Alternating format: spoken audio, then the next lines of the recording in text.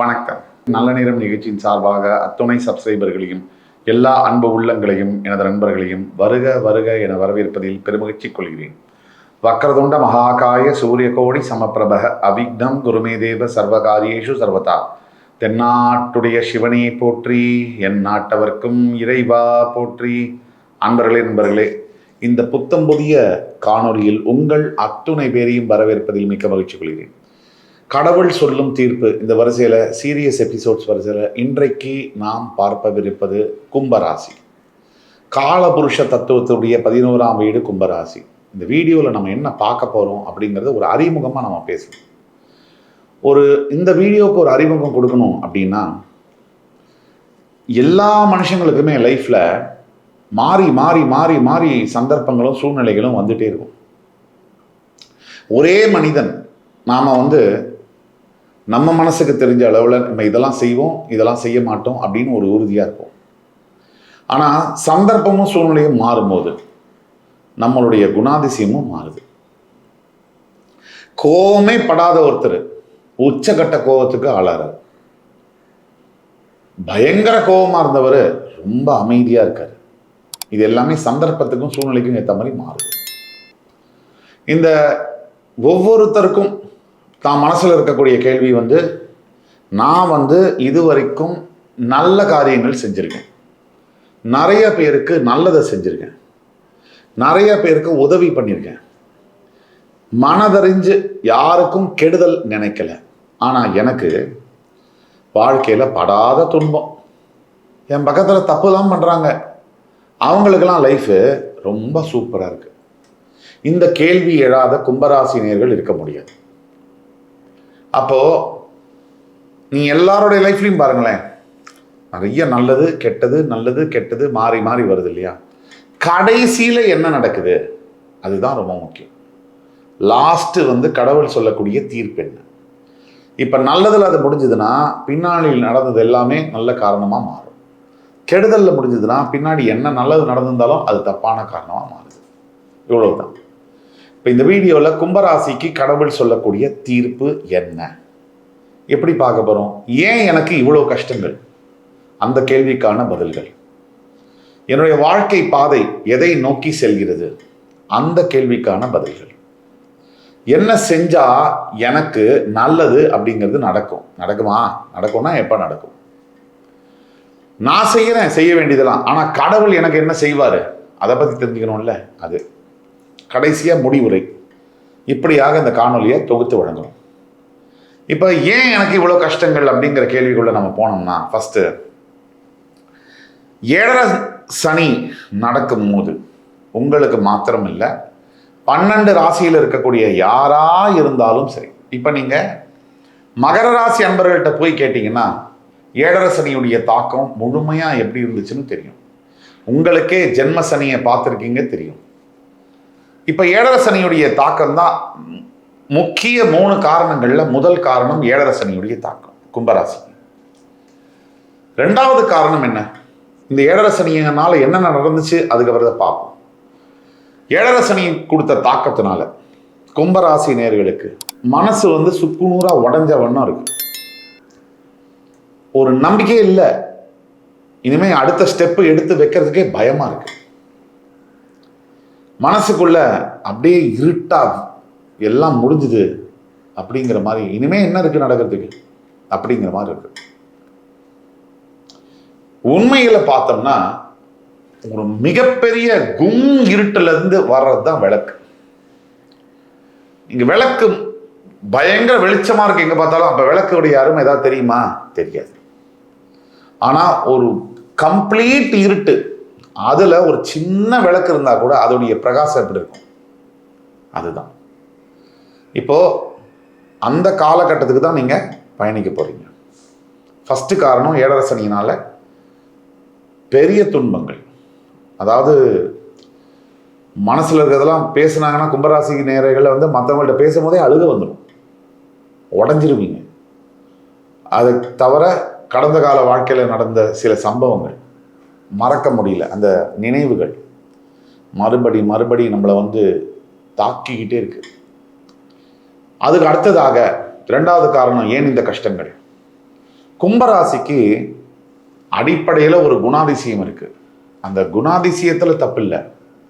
அந்த குணாதிசயத்தை எந்த அளவு, எல்லாத்துக்கும் ஒரு அளவு இருக்கு, அந்த அளவு தான் தெரியல கும்பராசி. அதுதான் தவறு. சகிப்புத்தன்மை, டாலரன்ஸ் லெவல்னு சொல்றோம். இந்த கும்பராசினியர்களுக்கு இந்த சகிப்புத்தன்மையானது ரொம்ப அதிகமா இருக்கு. அது நல்லதும் கூட கெட்டதும் கூட.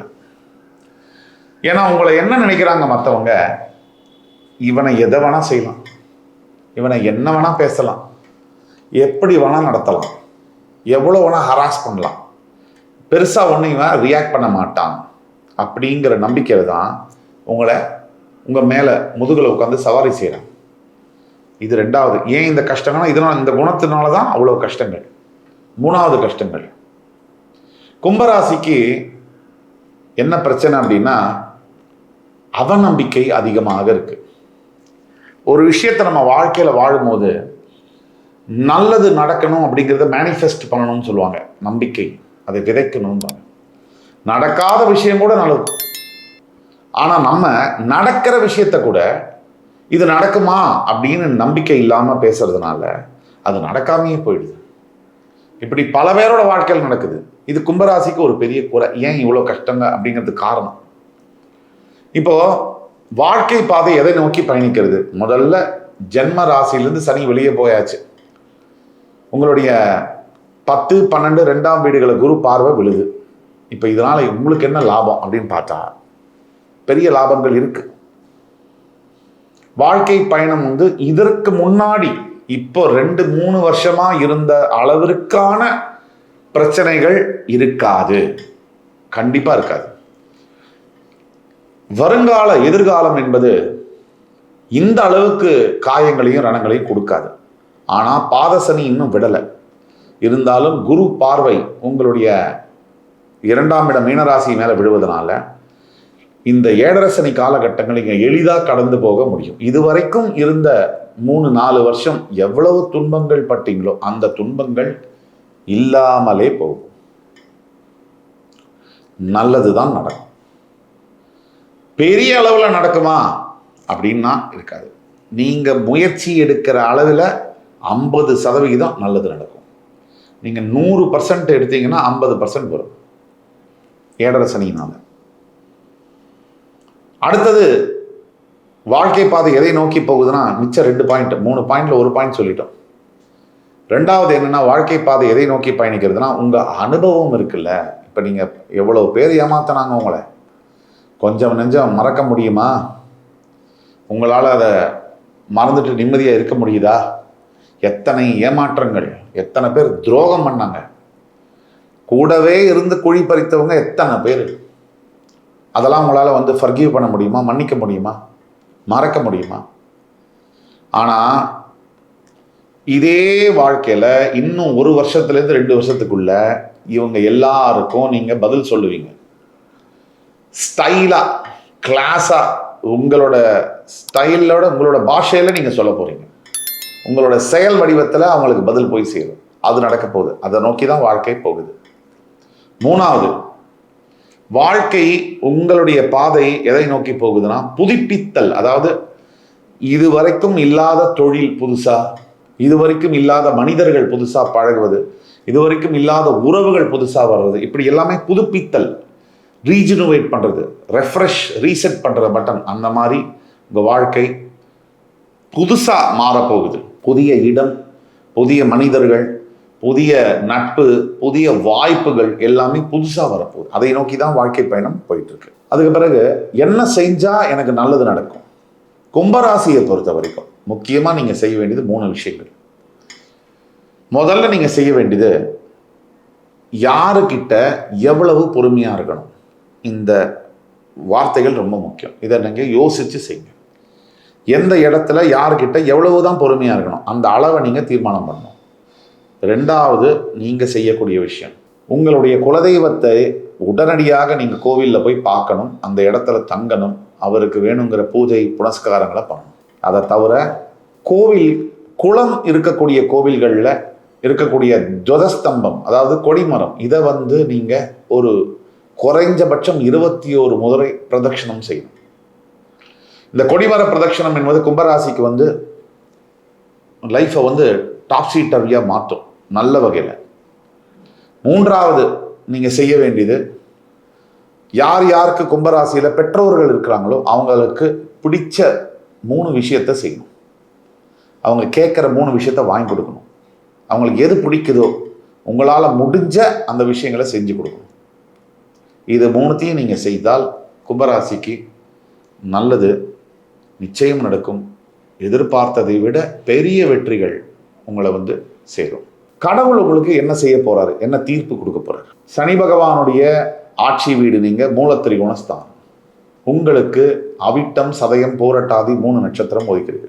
சனி பகவான் உங்களுக்கு என்ன செய்வார்னா, ராசிநாதன் தனஸ்தானத்தில் இருக்கார், குரு பார்வையில், தனகாரகன் பார்வையில் இருக்கார். சனி பகவான் உங்களுக்கு பணத்தை கொண்டு வருவார். கடவுள் உங்களுக்கு என்ன செய்ய போறார் அப்படின்னா, இதுவரை உங்களுக்கு கொடுத்த அனுபவம், உங்களுக்கு கொடுத்த பாடங்கள், அது மூலியமா ஞானத்தை போதிச்சு எதிர்கால வாழ்க்கையில பணத்தை கொடுத்தா எங்கேயுமே வாங்க முடியாத ஞானத்தை, அறிவை, ஆற்றலை உங்களுக்கு கொடுத்து அதன் மூலியமா எத்தனை பணம் நீங்கள் சம்பாதிக்கணும்னு நினைக்கிறீங்களோ, எவ்வளவு பதவிகளில் உட்காரணும்னு நினைக்கிறீங்களோ, எப்பேற்பட்ட வாழ்க்கையை வாழணும்னு நினைக்கிறீங்களோ அந்த வாழ்க்கையை கடவுள் தன் தீர்ப்பாக உங்களுக்கு வழங்குவார். நீங்கள் பட்ட கஷ்டத்துடைய பலனாக. அதே மாதிரி முடிவுரைக்குள்ளே நம்ம போகிறோம். முடிவுரை எப்படின்னா, நான் சொன்ன மாதிரி தான், இது வந்து பொது பலன்கள். இப்போ நம்ம பேசக்கூடியதெல்லாம் பொது பலன்கள். ஆனால் உங்களுடைய தனிப்பட்ட ஜாதகத்தில் லக்னாதிபதி தசாபக்தியுடைய பலன்களும் நாம் சொல்லுவதோடு சேருமோ, நல்லபடியாக சேர்ந்தால் கும்பராசினியர்களுக்கு இப்போ நாம் சொல்கிறத விட 100 மடங்கு வெற்றிகள் கிடைக்கும். உங்களுடைய தனிப்பட்ட ஜாதகத்தை பார்க்குறோன்னா கீழே கொடுக்கப்பட்டுள்ள வாட்ஸ்அப் நம்பரை தொடர்பு கொண்டு பார்க்கும்போது உங்களுக்கான ஆன்லைன் கன்சல்டேஷன் அல்லது நேரடி கன்சல்டேஷன் மூலிமா துல்லியமாக உங்கள் ஹாரோஸ்கோப்பில் என்ன இருக்குது அதோடைய ப்ரிடிக்ஷன்ஸை சொல்ல முடியும். கண்டிப்பாக கும்பராசினியர்கள் கடவுள் சொல்லும் தீர்ப்பு உங்களுக்காக காத்திருக்கு. உங்களுடைய உழைப்பு நீங்கள் தான் போடணும். தைரியம், நம்பிக்கை, இந்த துணையோட வாழ்க்கையை முன்னெடுத்து செல்லுங்க. இந்த வீடியோ உங்களுக்கு பிடிச்சிருக்குன்னு நம்புகிறேன். அடுத்து வரும் காணொலியில் மறுபடி என் அன்புமிக்க கும்பராசினியர்களை சந்திக்கும் வரை உங்களிடமிருந்து விடைபெறுவது உங்கள் சுபாஷ் பாலகிருஷ்ணன். நன்றி, வணக்கம், வாழ்க வளமுடன்.